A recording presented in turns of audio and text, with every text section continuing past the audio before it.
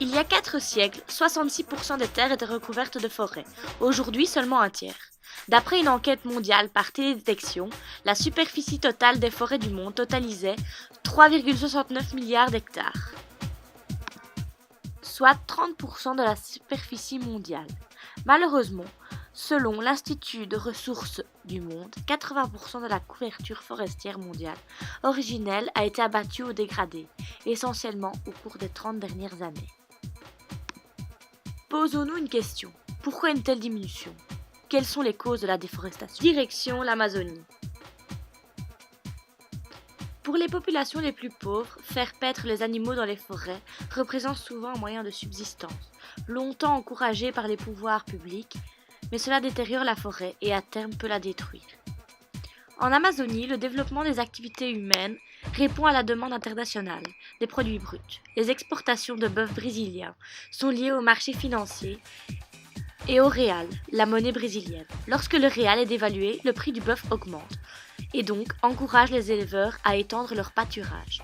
Lorsque le prix du bœuf en dollars diminue, les exportations deviennent plus compétitives sur le marché international.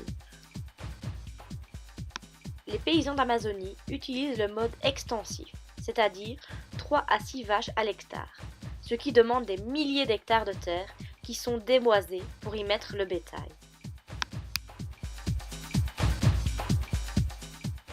L'expansion agricole est la principale cause de déboisement dans le monde. Les plantations de palmiers à huile, le développement des cultures pour l'élevage industriel, l'exploitation minière des métaux et de minerais précieux constituent des causes majeures du déboisement. Beaucoup de petits agriculteurs pauvres et itinérants participent aussi à la déforestation. Ils défrichent et brûlent la forêt pour ensemencer de petites parcelles de terre. Ainsi, au Brésil, les forêts primaires sont détruites pour cultiver le soja, qui alimente notre bétail, et la canne à sucre pour produire du bioéthanol.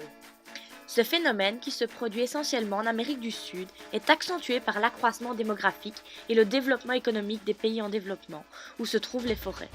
À ces phénomènes s'ajoute l'augmentation de la demande des pays occidentaux en produits alimentaires et en bois utilisés comme source d'énergie. Dans les années 1990, près de 70% des zones déboisées ont été transformées en terres agricoles.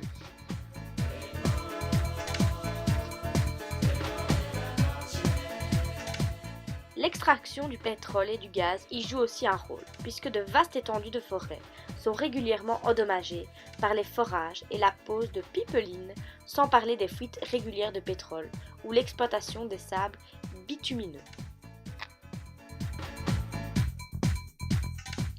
Le feu, provoqué ou non par l'homme, est une cause très importante de la déforestation. Aujourd'hui, la majorité des feux de forêt tropicales proviennent des pâturages et des champs agricoles aux alentours. Les feux sont utilisés pour nettoyer les terres et s'occuper des cultures. L'exploitation forestière constitue la plus ancienne cause de déforestation. La coupe à blanc, comme la coupe sélective, sont néfastes, entraînant de nombreux gaspillages ou privant la forêt de son équilibre naturel. Seul 30% du bois coupé est commercialisé. Malgré les règles encadrant l'exploitation des forêts dans la plupart des pays, la surexploitation n'a pas pu être évitée. La forêt amazonienne est l'exploitation forestière qui permet la fabrication des produits tels que le contreplaqué et d'autres produits utilisés dans le secteur du bâtiment au Brésil, mais également dans le monde entier. Depuis la deuxième moitié du XIXe siècle, on y exploite le caoutchouc. Pour l'obtenir, on doit saigner l'hévéa, qui est un arbre très répandu dans la forêt amazonienne. Or, cette industrie est destructrice, car pour une essence d'arbres correspondant à la demande du marché, on doit abattre en moyenne 7 arbres, sans respecter la législation brésilienne, qui oblige les exploitants à replanter les arbres découpés.